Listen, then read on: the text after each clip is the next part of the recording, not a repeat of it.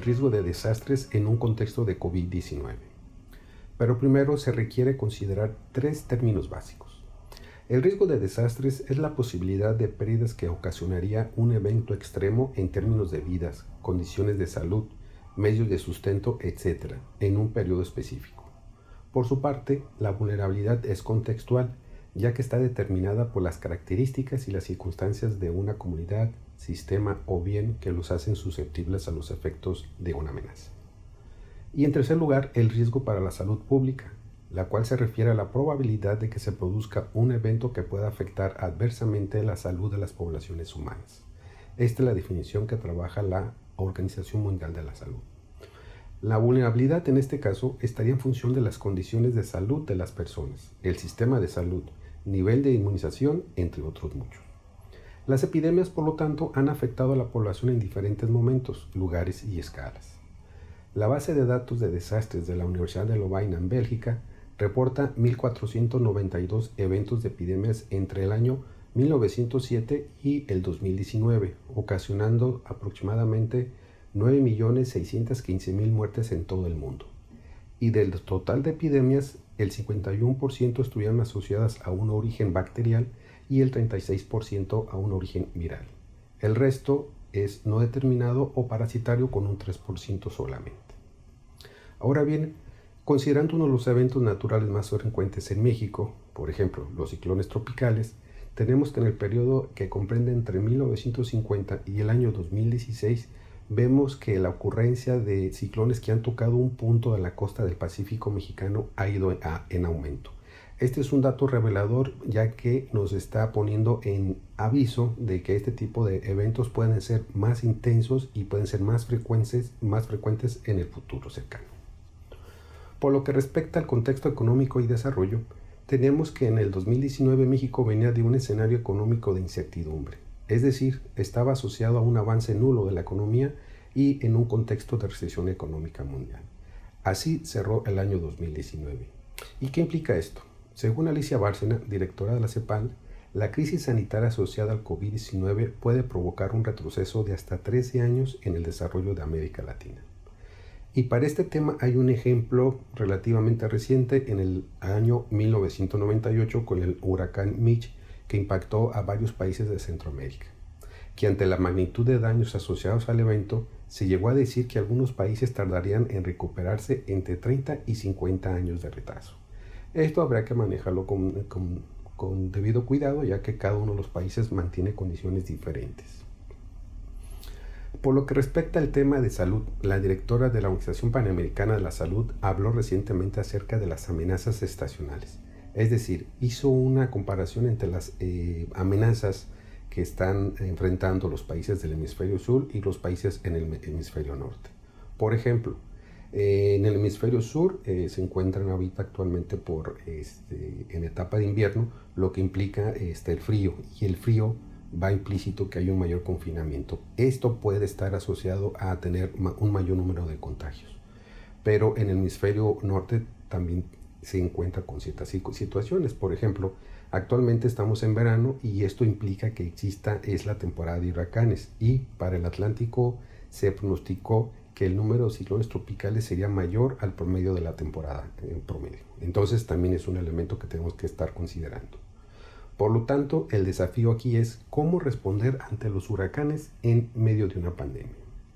Por ello, la Organización Panamericana de la Salud propone 3 elementos esenciales para contener el COVID en este contexto de temporada de ciclones. 1. Daños a la infraestructura sanitaria. 2. Contaminación de fuentes de agua. 3. Problemas para prestación de servicios de salud y particularmente al tema de la movilidad y los suministros. En este contexto es momento de revisar los planes de respuesta a los impactos de los huracanes, es decir, a una escala nacional, pero sobre todo a una escala local. Estas son las recomendaciones de la directora de la Organización Panamericana de la Salud. En México, como todos sabemos, el Sistema Nacional de Protección Civil acaba de cumplir 34 años y ha experimentado un cambio de enfoque y de coordinación. Es decir, anteriormente era la Secretaría de Gobernación que coordinaba al sistema.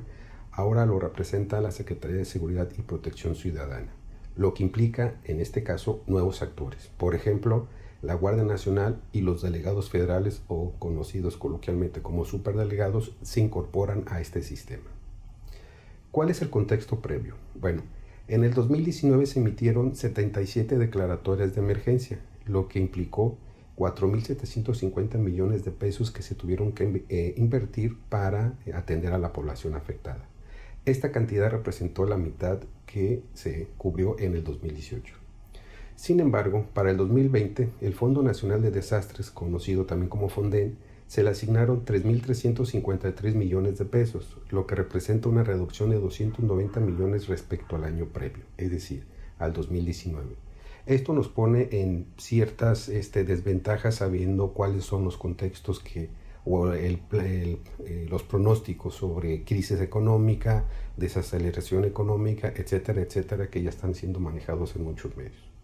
Pero bueno, en temas de reducción del riesgo de desastres, ¿cómo vamos en el 2020?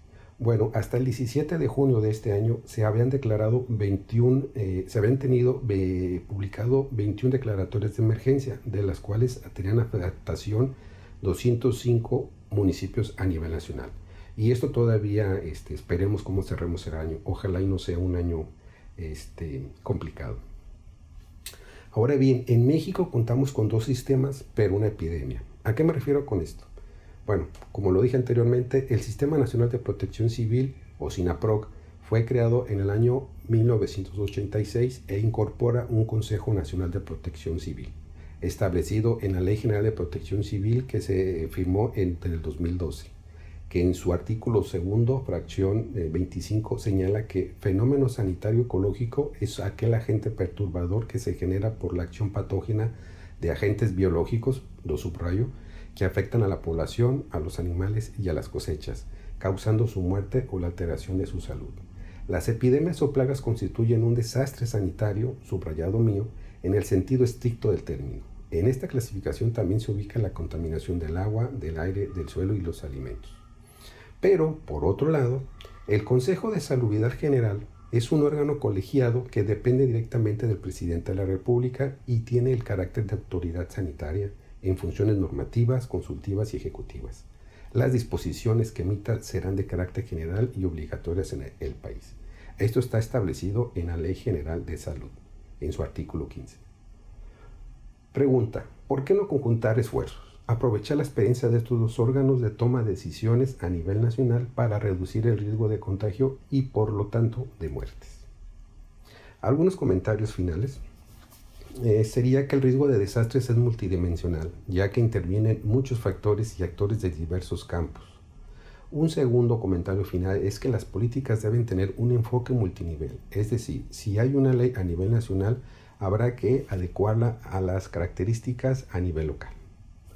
Tercero, considerar los contextos sociales, económicos, ambientales y culturales, es decir, no es la misma percepción que se tiene acerca de la pandemia en los estados del sur o del centro o del norte del país. Por lo tanto, es importante considerar esta visión a nivel local. Y cuarto y último, la reducción del riesgo debe considerar las amenazas socionaturales. Es decir, estamos en un contexto de COVID-19, pero también estamos dentro de una temporada de huracanes que, como lo mencioné, en el Atlántico se espera que sea mayor al promedio, mientras que en el Pacífico se mantiene aproximadamente en el promedio.